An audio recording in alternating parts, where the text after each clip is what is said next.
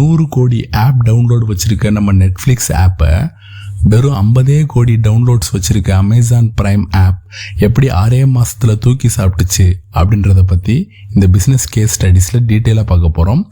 இது business tech pass channel.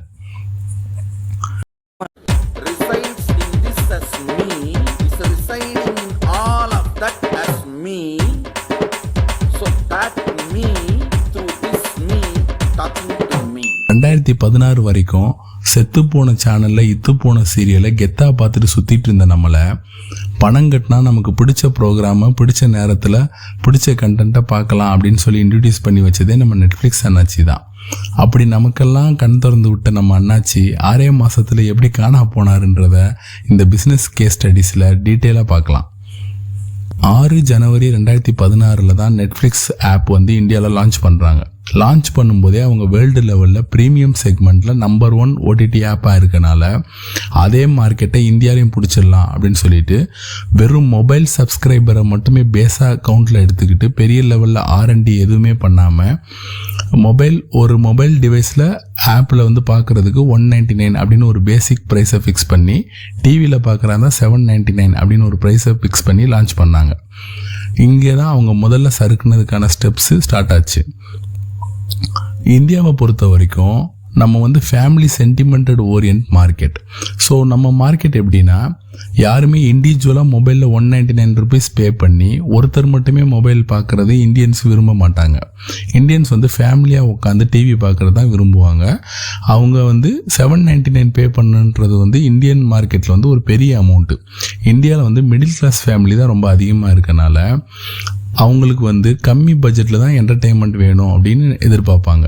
So இதை நல்லா புரிஞ்சுக்கிட்ட அமேசான் பிரைம் ஆப்பு 14 டிசம்பர் 2016, அதாவது கிட்டத்தட்ட ஒரு வருஷத்துக்குள்ளே லான்ச் ஆகுறாங்க இந்தியன் மார்க்கெட்டில்.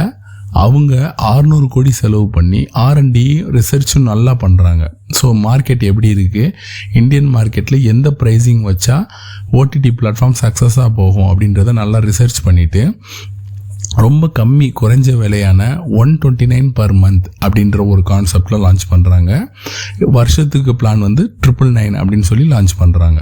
ஸோ இதனால் என்ன ஆகுது அப்படின்னு பார்த்தீங்கன்னா நெட்ஃப்ளிக்ஸை விட அமேசான் வந்து ரொம்ப குறைஞ்ச அமௌண்ட்டில் வந்து லான்ச் பண்ணுறாங்க. இதனால் நிறைய பேர் வந்து நெட்ஃப்ளிக்ஸை ட்ரை பண்ணுறதை விட அமேசானை ட்ரை பண்ண ஆரம்பித்தாங்க.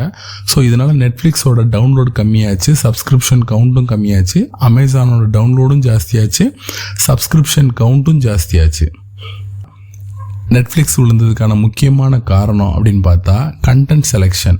அதாவது நெட்ஃப்ளிக்ஸ் வந்து ஒரு ப்ரீமியம் செக்மெண்ட்டில் லான்ச் பண்ணனால அவங்க வந்து வேர்ல்டு லெவல் கஸ்டமர்ஸை மட்டுமே டார்கெட் பண்ணி ப்ரைமாக இருக்க மூவிஸும் பாலிவுட்டு ஹாலிவுட் மூவிஸை மட்டுமே ஃபோக்கஸ் பண்ணி அது ஓரியன்டாக இருக்க கண்டென்ட்டை மட்டுமே அவங்க வாங்கிட்டு இருந்தாங்க. So regional language like Tamil, Malayalam, Kannada இந்த மாதிரி ரீஜனல் லாங்குவேஜை ஃபோக்கஸ் பண்ணாமல் ஹிந்தி, இங்கிலீஷ் அப்படின்னு மட்டும் இன்டர்நேஷ்னல் லெவலில் இருக்க லாங்குவேஜை மட்டும் ஃபோக்கஸ் பண்ணி இறங்கினால அவங்க கண்டென்ட் ஃபுல் எல்லாமே வந்து ரீஜனல் கண்டென்ட் பிளேயர்ஸ்க்கு வந்து ரொம்பவே வந்து மேட்ச் ஆகாமல் போயிடுச்சு. ஆனால் இது நல்லா புரிஞ்சுக்கிட்ட அமேசான் என்ன பண்ணாங்கன்னா ரீஜனல் கண்டென்ட்டுக்கு முதல்ல முக்கியத்துவம் கொடுத்து தமிழ், தெலுங்கு, மலையாளம் இந்த மாதிரி ரீஜனல் லாங்குவேஜில் உள்ள கண்டென்ட்டை அதிகமாக பர்ச்சேஸ் பண்ணிவிட்டு ஹாலிவுட்டு, பாலிவுட்டெல்லாம் லிமிட்டட் பண்ணிட்டாங்க. ஸோ அதனால் என்ன ஆச்சுன்னா ரீஜனல் மார்க்கெட்டில் ஈஸியாக அமேசானால் ஒரு என்ட்ரி கொடுக்க முடிஞ்சிச்சு. மார்க்கெட்டை சீக்கிரமாக அவங்களால கேப்சர் பண்ண முடிஞ்சிச்சு. அடுத்ததாக பார்த்தீங்கன்னா நெட்ஃப்ளிக்ஸ் ஆப்பில் ஒரு படம் பார்க்கணும் அப்படின்னா உங்களுக்கு வந்து ஹை எண்ட் பேண்ட் வித் வேணும். அதாவது நல்ல குவாலிட்டியான நெட் கனெக்ஷன் இருந்தால் மட்டும்தான் உங்களால் ஒரு படத்தை வந்து நல்ல கிளாரிட்டியான ஒரு குவாலிட்டியில் பார்க்க முடியும். இதே அமேசான் பிரைம் என்ன பண்ணாங்கன்னா இந்தியன் மார்க்கெட்டில் வந்து நெட்டு வந்து அவ்வளோ ஸ்பீடாக இல்லாத காலத்தில் நம்ம லான்ச் ஆகிறோம் அப்படின்றத புரிஞ்சுக்கிட்டு நெட்டோட ஸ்பீடுக்கு ஏற்ற மாதிரி கண்டென்ட்டோட குவாலிட்டியை அட்ஜஸ்ட் பண்ணி கொடுத்து எந்த நெட் இருந்தாலுமே அமேசானோட வீடியோ வந்து ஸ்டக் ஆகாமல் ப்ளே ஆகும், பஃபர் ஆகாமல் ப்ளே ஆகும் மாதிரி கான்செப்டில் கொண்டு வந்து லான்ச் பண்ணாங்க. ஸோ இந்த ஒரு டெக்னாலஜி கான்செப்டை வந்து நெட்ஃப்ளிக்ஸ் வந்து அடாப்ட் பண்ணிக்கல. ஸோ அவங்க வந்து ப்ரீமியம் செக்மெண்ட்டை டார்கெட் பண்ணனால அவங்க எல்லாருமே ஹை ஸ்பீட் இன்டர்நெட் வச்சுருப்பாங்க கஸ்டமர்ஸ் அப்படின்ற மாதிரி மைண்ட் செட்டில் குவாலிட்டி ரொம்ப முக்கியம், அதனால் ஹை குவாலிட்டியில் கண்டென்ட்டை லான்ச் பண்ணுவோன்னு லான்ச் பண்ணாங்க. இது ஒரு மிகப்பெரிய ட்ராபேக் ஆயிடுச்சு நெட்ஃப்ளிக்ஸ்க்கு. அடுத்ததாக வந்து பார்த்திங்கன்னா பிராண்ட் வேல்யூ. அதாவது அமேசான் வந்து இந்தியாவுக்குள்ளே லான்ச் பண்ணுறதுக்கு முன்னாடியே வந்து பார்த்தா அவங்க வந்து காமர்ஸ் பிஸ்னஸில் நம்பர் 1 இருந்தாங்க. ஸோ அவங்க வந்து ஷாப்பிங் பண்ணுற ப்ராடக்ட் வந்து டெலிவரி பண்ணுற ஸ்பீட் ஆகட்டும், அந்த ப்ராடக்டோட குவாலிட்டி ஆகட்டும், இதெல்லாம் நல்லபடியாக கொடுத்து மக்கள் மத்தியில் வந்து ஒரு நல்ல இமேஜ் பிராண்ட் வேல்யூவும் க்ரியேட் பண்ணியிருந்தாங்க. ஸோ அப்படிப்பட்ட ஒரு பிராண்டு வந்து ஒரு ஓடிடி பிளாட்ஃபார்மை லான்ச் பண்ணும்போது மக்கள்கிட்ட அது ரொம்ப ஈஸியாகவும் ஸ்பீடாகவும் போய் சேர்ந்துச்சு. அதே நெட்ஃப்ளிக்ஸ் வந்து வெறும் ஓடிடியை தவிர வேறு எந்த சர்வீஸும் அவங்ககிட்ட இல்லை. அவங்க இந்தியாவுக்கு புதுசு அப்படின்றனால அவங்கள யாருமே ட்ரை பண்ணுறதுக்கு ஃபஸ்ட்டு வந்து முன்னாடி வரல. இது ஒரு மிகப்பெரிய ட்ராபேக் ஆயிருந்துச்சு அமேசானுக்கும் நெட்ஃப்ளிக்ஸ்க்கும் நடுவில் உள்ள அந்த க்ரோத்துக்கு. ஸோ நெக்ஸ்ட்டு வந்து பார்த்திங்கன்னா காம்படிஷன். இப்போது அமேசானுக்கும் நெட்ஃப்ளிக்ஸும் இந்தியாவில் லான்ச் ஆன உடனே அடுத்தடுத்து பார்த்தா நிறைய ஓடிடிஸ் வந்து லான்ச் ஆக ஆரம்பிச்சிச்சு. அதாவது Sun next, Hotstar, ZEE5, Sony LIV, MX player, ALT Balaji, Voot, aha Tamil. So இந்த மாதிரி நிறையா ஓடிடி பிளாட்ஃபார்ம் கண்டினியூவாக வந்து லான்ச் பண்ண ஆரம்பித்தாங்க இந்தியாவில். ஸோ இவங்க எல்லாருமே என்ன பண்ணாங்கன்னா லோக்கல் மார்க்கெட், அதாவது ரீஜனல் மார்க்கெட்டை டார்கெட் பண்ண ஆரம்பிச்சிட்டாங்க. ஸோ அப்போ காம்படிஷன் ஃபார் ரீஜனல் மார்க்கெட் கண்டென்ட்டுக்கு வந்து ரொம்ப ஹெவியாக போனனால எல்லாருமே வந்து ரீஜனல் லாங்குவேஜில் வெப் சீரிஸும் ப்ரோக்ராம்ஸும் மூவிஸும் அதிகமாக வாங்கி அவங்கவுங்க பிளாட்ஃபார்மில் வந்து அப்லோட் பண்ண ஆரம்பித்தாங்க. ஸோ இந்த இடத்துல வந்து நெட்ஃப்ளிக்ஸ் வந்து இதை கான்சன்ட்ரேட் பண்ணலை. அதாவது ரீஜனல் கண்டென்ட்டை வந்து அதிகப்படுத்தணும் அப்படின்றதுல அவங்க ஃபோக்கஸ் பண்ணாமல் அவங்க எப்பயும் போல் நம்ம ப்ரீமியம் செக்மெண்ட்டு, நம்ம ப்ரீமியம்னு அந்த மைண்ட் செட்லேயே வந்துட்டு பாலிவுட்டும் ஹாலிவுட்டும் கண்டென்ட்டை மட்டும் உள்ளே போட்டுக்கிட்டு இருந்தாங்க. அவங்க எடுக்கிற வெப் சீரிஸுமே வந்து பார்த்திங்கன்னா இங்கிலீஷில் தான் அதிகமான வெப் சீரிஸ் எடுத்துகிட்டு இருந்தாங்க. ரீஜனல் லாங்குவேஜ் வந்து அவ்வளோ ஃபோக்கஸ் பண்ணாததால் இந்த ரீஜனல் லாங்குவேஜ் மார்க்கெட்டை பூரா இந்த நார்மல் பிளேயர்ஸ் வந்து பிடிக்க ஆரம்பிச்சிட்டாங்க. இது மிகப்பெரிய ட்ராபேக் ஆகிடுச்சு நெட்ஃப்ளிக்ஸ்க்கு.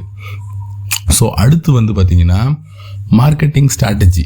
அதாவது அமேசான் ப்ரைமை பொறுத்த வரைக்கும் அவங்க வந்து அவங்களோட மெம்பர்ஷிப்பை வந்து ஒரு சிம் கார்டு வாங்கும்போதோ இல்லை ஒரு செட்டாப் பாக்ஸ் வாங்கும்போதோ இல்லை ஏதாவது ஒரு எலக்ட்ரானிக் டிவைஸ் லைக் டிவி ஏதாவது வாங்கும்போது இதோட அமேசான் மெம்பர்ஷிப் ஃப்ரீ, 1 மந்த்துக்கு ஃப்ரீ, 3 மந்த்துக்கு ஃப்ரீ அப்படின்னு சொல்லிட்டு ஒரு சப்ஸ்கிரிப்ஷன் வந்து இன்க்ரீஸ் பண்ணுறதுக்காக ஃப்ரீ பேசிஸில் நிறையா அது வந்து ஆஃபர் கொடுத்துட்டு இருந்தாங்க. ஆனால் இது நெட்ஃப்ளிக்ஸ் வந்து இந்த மாதிரி விஷயங்களை வந்து கான்சன்ட்ரேஷனே பண்ணலை. ஸோ அவங்க நினச்சாங்க நம்ம ப்ரீமியம் செக்மெண்ட்டு ரொம்ப ஃப்ரீ கொடுத்தோன்னா நமக்கு அது கிளிக் ஆகாது அப்படின்னு சொல்லிட்டு பண்ணனால அவங்களுக்கு அது பெரிய லெவலில் ஒர்க் அவுட் ஆகலை. ரெண்டாவது வந்து அமேசான் வந்து எல்லா ரீஜனல் லாங்குவேஜோட கண்டென்ட்டையும் அதிகமாக ஃபோக்கஸ் பண்ணி வாங்கி போட்டாங்க. அவங்க லைப்ரரியை வந்து ரொம்ப பெருசாக ஆக்கிட்டாங்க. அதாவது எந்த ஒரு படமாவோ எந்த ஒரு வெப் சீரிஸோ எதுவாக இருந்தாலும் ஃபஸ்ட்டு அமேசானில் தான் வரும். அமேசானில் வந்து அவைலபிள் இல்லாத விஷயமே இல்லைன்ற மாதிரி கிட்டத்தட்ட யூடியூப் மாதிரி அதை ஒரு பெரிய பிளாட்ஃபார்மாக கொண்டு வந்தனால எல்லாருமே கண்டென்ட் கிரியேட்டர் எல்லாருமே ஃபஸ்ட்டு ப்ரிஃபரன்ஸ் வந்து அமேசான் ப்ரைமுக்கு போக ஆரம்பித்தாங்க.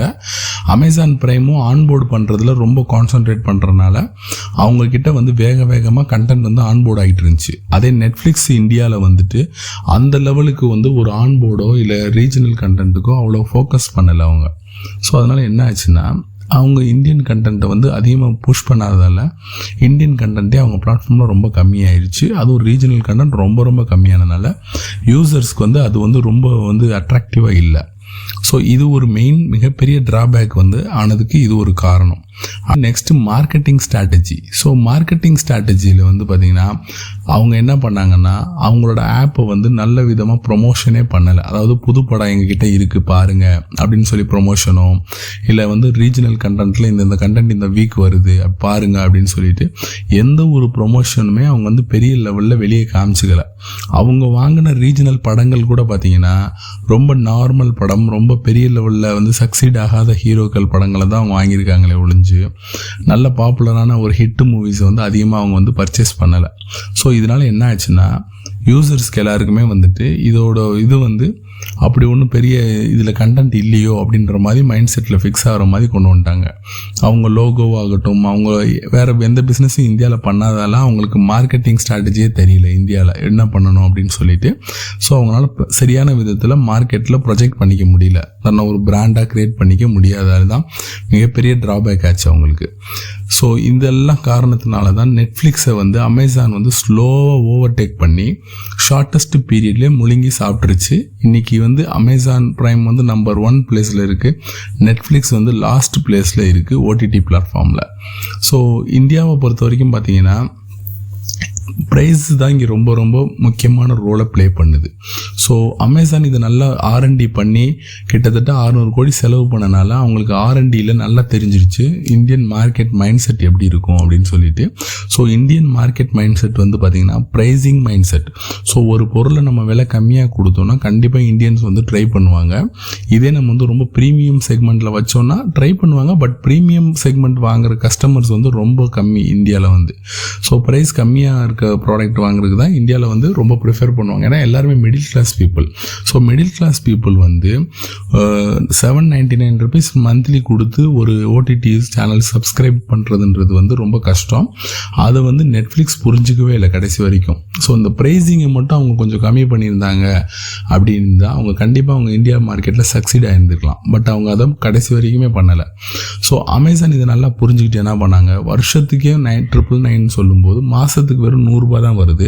ப்ளஸ் அந்த $100 அவங்க வந்து ஃப்ரீ ஷிப்பிங், அமேசான் வெப்சைட்டில் ஷாப்பிங் பண்ணுறவங்களுக்கு ஃபாஸ்டஸ்ட் டெலிவரி, ஃப்ரீ ஷிப்பிங் அப்படின்னு இந்த கூட நிறைய ஆஃபர்ஸும் சேர்ந்து ஆட் பண்ணும்போது ஸோ அந்த $100 வேல்யூ வந்து அவங்களுக்கு நல்லாவே கிடைக்கிது. அப்படின்றனால எல்லாரும் நெட்ஃப்ளிக்ஸை விட அமேசானுக்கு சப்ஸ்கிரிப்ஷன் பண்ண ஆரம்பித்தாங்க இந்தியாவில். இதுதான் மிகப்பெரிய ஒரு சேஞ்ச் ஓவராக இருந்துச்சு அமேசான் வந்து நெட்ஃப்ளிக்ஸை சாப்பிட்டதுக்கு. ஸோ ரெண்டாவது வந்து நெட்ஃப்ளிக்ஸ் வந்து தம் மார்க்கெட் ஷேரை நம்ம பிடிக்கல அப்படின்றத அவங்க எந்த இடத்துலையுமே வந்து அனலைஸ் பண்ணவே இல்லை.